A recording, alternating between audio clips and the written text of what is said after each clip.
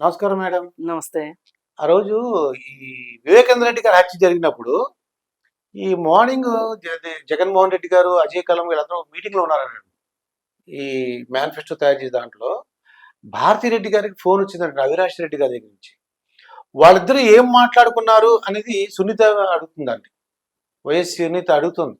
ఏంటి ఏం మాట్లాడుకున్నారు కావాలి. నాకన్నీ తెలుసు అని అంటుందండి ఆవిడ. ఆవిడ రికార్డు సిబిఐకి ఇచ్చానని చెప్తుంది కదా అవును. సునీతారెడ్డి. కాకపోతే ఏంటంటే ఈలోపు అసలు వీళ్ళేమన్నా బయట పెట్టి చెప్తారా అని. వీళ్ళు దేవాంతకులు, కిరాతకులు అయితే వీళ్ళెందుకు చెప్తారండి? హ్మ్. అసలు మనం ఎవరి దగ్గర నుంచి ఏమి ఎక్స్‌పెక్ట్ చేస్తున్నాం అనేది మనకు కూడా కనీస అవగాహన ఉండాలి గదా! ఆమె ఎందుకు వాళ్ళని అడిగితే వాళ్ళు చెప్తారా? వాళ్ళసలు వాళ్ళు చేసి వేరే వాళ్ళు చేశారు అని చెప్పి సునీతను నమ్మించి సునీత చేత సాక్ష్యాలు అంటే కంప్లైంట్ చేయించుకోవాలన్నంత దురాశలో వాళ్ళుంటే హ్మ్. వాళ్ళు చెప్తారా ఇప్పుడు? ఆ హత్య చేసింది ముమ్మాటికి అవినాష్ రెడ్డి వాళ్ళే, అందులో ఏ మాత్రం సందేహం లేదు. ఇది జగన్మోహన్ రెడ్డికి, భారతీ రెడ్డికి తెలియకుండా జరిగింది అనడానికి ఆస్కారం లేదు. తెలిసే జరిగింది. అందుకే వాళ్ళు ఎలా చంపాలో ఒక నిర్ణయానికి వచ్చిన తర్వాత ఆ విధంగా కాకుండా ఇంకొక విధంగా ఎగ్జిక్యూషన్ జరిగేసరికి తత్తరపాటులో వాళ్ళందరూ అబద్ధాలు ఆడిన మాట వాస్తవం. ఆ రోజు వాళ్ళు చంపాలనుకున్నది ఏ దిండు పెట్టి చంపాలో ఏదో చంపాలి అని అనుకున్నారు. అప్పుడు దిండు పెట్టి చంపితే సినిమాల్లో చూపించినట్టు గుండెపోటుగా చెప్పడం చాలా ఈజీ. అలా చెప్పి చాలా సింపుల్ గా తప్పుకుందాం అనుకున్నారు. శనగలు దీన్ని చేయగడుక్కోవటం లాగా చేద్దాం అనుకున్నారు వాళ్ళు. అది ఏమైపోయింది? అక్కడికి వెళ్ళిన వాళ్ళు ఎవరినైతే వీళ్ళు ఎగ్జిక్యూట్ చేసుకున్నారో వాళ్ళు కాస్త ఎక్కువ 10 పైసలకి 10 రూపాయల యాక్షన్ చేశారు. అక్కడ చేసి గొడ్డలతోటి నరికారు. ఇప్పుడు మనం ఆల్రెడీ వీళ్ళేమో గుండెపోటు అని ప్రచారం చేసేశారు. మరి గుండెపోటు కాకుండా వేరే రకంగా హత్య జరిగింది, ఇప్పుడు మేమేం చెయ్యాలి అనే దాని సమాలోచనలే వాళ్ళిద్దరు మాట్లాడుకుని ఉంటారు. ఇంకంతకంటే మాట్లాడుకుంటానికి ఏముంటదండి? సరే, జరిగింది ఏదో జరిగిపోయింది, మనం ఒకలాగా చేయమంటే ఇంకోలాగా చేశారు. ఇప్పుడు మీరు ఏం చేస్తారు? అక్కడ హత్య జరిగిన ఆనవాళ్లు లేకుండా చెయ్యండి అని సలహా చెప్పుంటది ఆవిడ. లేదు మేము ఇలా చేద్దాం అనుకుంటున్నాము, ఓకేనా అని అతను అడిగుంటాడు. మరి మనం ఈ నిర్ధారణకి ఎందుకు వచ్చాము అంటే, మరి అక్కడ రూమ్ లో వాళ్ళు చేసింది అదే కదా. అంత రక్తం మరకలన్నీ తుడిచేశారు. అసలు రక్తం మరకలు తొడవాల్సిన అవసరం ఏంటి? పోలీసులు వచ్చేదాకా ఆగాలి, పోలీసులు రావాలి, పోలీసులు వచ్చి అక్కడ ఏం జరిగిందో ప్రైమ్ ఆఫ్ ఎఫెన్సీ అంటారు, ఆ పోలీసులు చూసేటప్పటికి అక్కడ ఏముంది దాన్ని బట్టి పోలీసులు ఒక నిర్ధారణకు వస్తారు. ఇప్పుడు అక్కడ వాళ్ళకి అనుమానాస్పదమైన వస్తువులు ఏమన్నా ఉంటే అవి సేకరించి పెట్టుకుంటారు. వాళ్ళు ఫోటోలు గీసుకుంటారు, వాళ్ళు చాక్ పీస్ పెట్టి గీతలు గీసుకుంటారు. ఒక శవం పడిపోయి ఉంటే శవం చుట్టూ గీత గీసుకుంటారు. అంటే ఏ పొజిషన్ లో వచ్చి డెడ్ బాడీ అక్కడ పడింది, చంపేసి తీసుకొచ్చి అక్కడ పడేశారా లేకపోతే అక్కడే చంపేశారా, ఇవన్నీ ప్రాథమికమైన అంచనాకి రావటానికి పనికొచ్చే అంశ. అవన్నీ మీరు తుడిపేశారు. హత్య బెడ్రూమ్ లో జరిగిందో తెలీదు, బాత్రూమ్ లో జరిగిందో తెలీదు. మరి ఇక్కడ బ్లడ్ ని బాత్రూమ్ లో ఇక్కడ చంపి బాత్రూమ్ లో తీసుకెళ్లి పడేశారా లేకపోతే ఇక్కడ బ్లడ్ ఎందుకు వస్తుంది? ఇవన్నీ కూడా ఇన్వెస్టిగేటివ్ డిపార్ట్మెంట్ వాళ్ళు ఇన్వెస్టిగేషన్ చేయాల్సిన విషయాలు. ఇవన్నీ వాళ్ళు చేస్తారు ఖచ్చితంగా. వాళ్ళని సరిగా చేయనివ్వకోకుండా తప్పుదో పట్టించటానికే వీళ్ళు ఈ ప్రయత్నాలన్నీ చేశారు. ఇప్పుడు మీరు చూడండి, ఆయేషా మీరా అనే స్టూడెంట్ చనిపోయింది ఒకప్పుడు, హాస్టల్ రూమ్ లో చనిపోయింది. ఆ చనిపోయిన దానికి ప్రాథమిక ఆధారాలన్నీ చెడిపేశారు. ఈ రోజుకి ఆ కేసు తేలలేదు. ఆ కేసు తేలకపోవటానికి, ముద్దాయిలు దొరకకపోవటానికి కేవలం జరిగింది ఏంటి అంటే అక్కడ ప్రాథమిక సాక్ష్యాధారాల్ని వాళ్ళు తుడిపేయడం. అంటే నిందితులు గాని నిందితులు తాలూకు వాళ్ళు గాని నిందితుడిని పట్టించడానికి అవసరమయ్యే విషయాలన్నిటినీ అక్కడ తారుమారు చేసేసి పెట్టేసిన తర్వాత ఎంత పెద్ద ఇన్వెస్టిగేటివ్ ఆఫీసర్ అన్న రానివ్వండి, ప్రపంచవ్యాప్తంగా గుర్తింపు పొందిన తెలివితేటలు ఉన్న వ్యక్తి వచ్చినా గానీ అక్కడ ఏమీ చేయలేడు. ఎలా నిర్ధారణకు వస్తారు? జరిగింది వాస్తవం, కానీ మనకున్న చట్టం ప్రకారం సాక్ష్యాధారాలు కంపల్సరీగా కావాలి, అవి మ్యాచ్ కావాలి. మనము వీరు ఏవైతే సాక్ష్యాధారాలు అని చెప్తున్నారో ఆ సాక్ష్యాధారాలకి అక్కడ ఉన్న ప్రాథమిక సాక్ష్యాధారాలకి పొంతన కుదరాలి. మరి ఇక్కడికి వచ్చేసరికి కూడా ఆ కేసు ఎట్లా తేలలేదు, ఈ కేసు కూడా అందుకే ఇన్ని రోజులు ఇంత గడ్డుగా పనిచేస్తుంది. అయితే ఒక విషయం ఏం జరిగిందంటే సునీతారెడ్డి సుప్రీంకోర్టులో ఇంప్లీడ్ అవ్వటం వల్ల ఎంతో కొంత వెలుగులోకి వచ్చింది. వెలుగులోకి వచ్చినా సరే పలానా వాళ్ళని ఇందులో చేర్చాలి, ముద్దాయిగా చేర్చాలి అనుకుంటే కూడా ఏం జరిగింది, భాస్కర్ రెడ్డిని అయితే అరెస్ట్ చేయగలిగారు.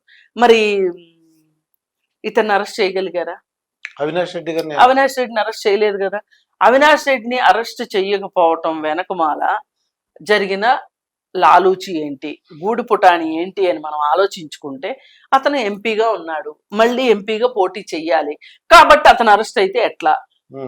అతను ఛార్జ్ షీట్ లో ఉంటే ఒకవేళ ఏదైనా 5 సంవత్సరాలు గడిచిపోయింది కదా అని చెప్పి ఏదైనా ఒక తిక్క జడ్జి ఉంటే గనక వాళ్ళ దృష్టిలో ఒకవేళ శిక్ష వేశాడు అనుకోండి, ఇతను అనర్హుడు అవుతాడుగా. అందుకోసం వీళ్ళు చాలా జాగ్రత్తగా ఆలోచించి అవినాష్ రెడ్డిని సీన్లోకి రాకోకుండా చాలా ప్రయత్నం చేసి కాపాడుకోవడానికి ప్రయత్నం చేసుకున్నారు. కానీ తప్పనిసరి పరిస్థితుల్లో సునీత పోరాడిన అవిశ్రాంత పోరాటంలో భాగంగానే సిబిఐ తప్పనిసరి పరిస్థితుల్లో అతన్ని దొడ్డిదారును ఎలాగోలా అరెస్టు చేసి అరెస్టుని అంటే అతను లొంగిపోతే అరెస్ట్ చేశారు. అరెస్ట్ చేసిన తర్వాత 8వ ముద్దాయిగా పెట్టారు. ఇదంతా ఏంటి అంటే అనుకోకుండా బయటకు వచ్చిన విషయమే గాని పోలీసులు సిబిఐ వాళ్ళు ఎక్కడ ప్రెస్ మీట్ పెట్టి చెప్పలా. అవినాష్ రెడ్డి ఎలాగో చెప్పుకోడు అనుకోండి, అది వేరే విషయం. సిబిఐ వాళ్ళు కూడా చెప్పలా. అంటే దీని వెనక వ్యవస్థల్ని ఆడిస్తున్న వాళ్ళు ఎవరు, చేతిలో పెట్టుకున్న వాళ్ళు ఎవరు అనేది మనకు తెలిస్తే ఆంధ్రప్రదేశ్లో ఎవరైతే అధికారంలోకి రావాలనుకుంటున్నారో ఎవరినైతే అధికారంలోకి తీసుకురావాలని కేంద్ర ప్రభుత్వం అనుకుంటుందో వాళ్ళిద్దరూ ఆడిన వింత నాటకంగా చూడాలి మనం దీన్ని.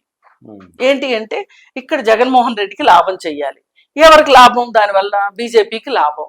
అందుకని చెప్పి అవినాష్ రెడ్డిని అసలు సీన్లోకి రానివ్వకోకుండా చెయ్యాలి, ఈ కేసుని ఎట్లా చెయ్యాలి అనే ఉద్దేశంలోనే చాలా మంది ఉన్నారు. మరి వీళ్ళ బండారం బయటపడుతున్న కొద్దీ వీళ్ళు మాట్లాడుతున్న మాటలేంటి, అసలు ఇది సునీతారెడ్డి చేసింది, సునీతారెడ్డి భర్తే చేశాడు. మరి సునీతారెడ్డి భర్తే చేస్తే గనక పోనీ వాళ్లే చేశారు అనుకుందాం, సాక్ష్యాధారాలతోటి వాళ్ళని నిరూపించి వాళ్ళని జైల్లో పెట్టండి. ఎవరన్నా వద్దంట మీకేమైనా అభ్యంతరం? నాకు కూడా అభ్యంతరం లేదు, ఎవరికి అభ్యంతరం ఉండదు. ఆమె చేసినట్లుగా గనక సాక్ష్యాధారాలు ఉంటే మీరు కోర్టుకు ప్రొడ్యూస్ చేయండి, కోర్టు ద్వారా ఆమెను శిక్షించేటట్లు చేయండి. ఇప్పుడు నీకు ఆ రోజున ముఖ్యమంత్రిగా ప్రమాణ స్వీకారం చేసేటప్పుడు రాగద్వేషాలకు అతీతంగా ఇలాంటి మాటలన్నీ మాట్లాడి ప్రమాణ స్వీకారం చేసావు కదా, నీకు తెలుగు వచ్చినా రాకపోయినా ఎలాగోలా కష్టపడి చేసావు కదా. అంటే దాని అర్థం ఏంటి? నీ ఇంటి మనుషులు ఏమైనా తప్పులు చేసినా గానీ నిష్పక్షపాతంగా వ్యవహరిస్తాను అని చెప్పి నువ్వు ఒక మాట చెప్పావు. మరి అలాంటప్పుడు నువ్వు చేయాల్సిందేంటి? చెల్లి అయినా సరే తల్లి అయినా సరే న్యాయమే కదా. ఇప్పుడు మనకు పురాణాల్లో కూడా చెప్తారు, పరశురాముడు తల్లిని నరికేశాడు గొడ్డలు పెట్టి. ఎందుకు నరికాడు? అతను ఒకటి నమ్మాడు కాబట్టి నరికాడు. అసలు నరికే హక్కు అతనికి ఉందా లేదనేది తర్వాత విషయం. కానీ తల్లి అని ఊరుకున్నాడా? లేదండి, చేశాడు కదా. అట్లాగే ఇప్పుడు మీరు ఈ ఆధునిక కాలంలో మీరు చేయాల్సిందేంటి? చట్టానికి పట్టించండి. నువ్వు ఎందుకు ఊరుకున్నావు? అంటే ఇప్పుడు మీ ఇంట్లో వాళ్ళు హత్యలు చేస్తే ఒక రకం, పక్కింటి వాళ్ళు హత్యలు చేస్తే ఇంకొక రకం. అంటే ఇప్పుడు నువ్వు ఎవరి కాళ్ళు ఇలా ఒకళ్ళకొకళ్ళు పరస్పరం సహకరించుకుంటా పోతే దేశమంతా అవే జరిగితే ఇంక ఈ దేశం ఎక్కడికి పోవాలి? ఏదో ఒక దరి అంతో అయితే ఉండాలి కదా. మరి వాళ్ళ నోరు మోపించడానికి వాళ్ళ మీద వేళ్లు చూపిస్తున్నావు నువ్వు. వాళ్ళ మీద వేళ్లు చూపించినప్పుడు వాళ్ళని అరెస్ట్ చెయ్యాలి. లేని పక్షంలో నువ్వు అబద్ధాలు ఆడుతున్నట్టు లెక్క. ఈ మొత్తం యాతావాత కేసులో చూసుకుంటే మొత్తం నాటకం అంతా జరిగింది మొత్తం జగన్మోహన్ రెడ్డికి తెలిసినా తెలియకపోయినా గానీ భారతికి అవినాష్ రెడ్డికి మట్టుకు బాగా అవగాహన ఉంది అన్న విషయం అర్థమవుతుంది. అందుకే వాళ్ళిద్దరు ఇప్పుడు ఏం చేయాలి, ఇప్పుడు మనం ఒక ప్రమాదంలో పడ్డాం, ఒక రకంగా హత్య చేయమంటే ఇంకొక రకంగా హత్య చేసి చచ్చారు వాళ్ళు, మరి చేశారు కాబట్టి దీని నుంచి మనం ఎట్లా బయటికి రావాలి అని చెప్పి వాళ్ళు అనుకొని ఆ బయటికి వచ్చే ప్రాసెస్ లో ఎన్నెన్నో అబద్ధాలు ఆడుకుని చివరికి సునీతారెడ్డి వచ్చి పోస్ట్ మార్టం చేయమని అంటే తప్పితే పోస్ట్ మార్టం కూడా వెళ్ళని పరిస్థితి. సరే వెళ్తేనే ఇవన్నీ బయటకు వచ్చినాయి, మనకి ఈ తతంగం అంతా బయటకు వచ్చింది. ఏది ఏమైనా ఆ రోజు రాత్రిపూట జరిగిన విషయాలు కావచ్చు, పొద్దున్నే జరిగిన విషయాలు కావచ్చు, మొత్తానికి మొత్తం జగన్మోహన్ రెడ్డికి, భారతీరెడ్డికి, అవినాష్ రెడ్డికి తెలిసే జరిగింది.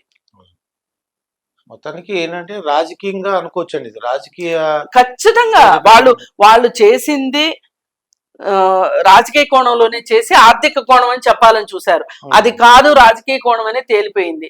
ఎందుకంటే అతను షర్మిలకి ఎంపీ సీట్ ఇప్పించాలని కూర్చున్నాడు.